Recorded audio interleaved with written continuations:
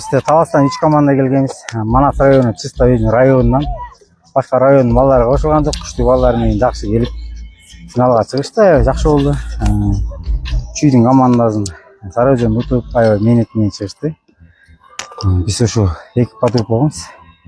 Біз бияқтан ұтып шығып, Құдай тағалам бұйырып өткен. 2 саласы финалға шықтық. Сон Таластағы мықты ойыншылардың барын сіздер топтап алғансыздар. Biz murunqi ынтымақтың балдары елебіз. Murunqi балдары саны 1-2 бала осы еле.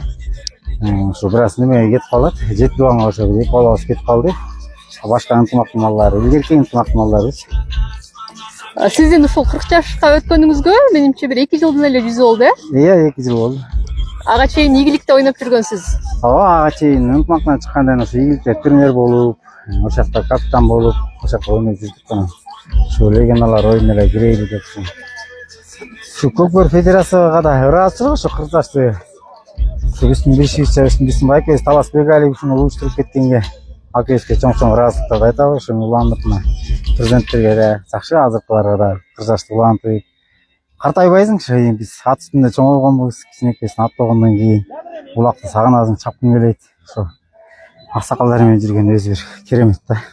Улакты ойнобой коюу мүмкүн эмес. Улакты ойнобой мүмкүн эмес. Канста келебиз, балет этебиз, аны бир келип бир аз да чебиз жазып. Сонун болду. Азыр чериңиздер жазылып чыккан маал экен да. Ой, аябай эле. Сонун чебиз жазылып, жакшы болду, сонун болду. Легендалар лигасы деп атайын лига түзүп берди сиздер үчүн. Ошо биздин ошо Көкбөр федерацияларга да ыраазычылык. Ийгилик. Рахмат сизге да.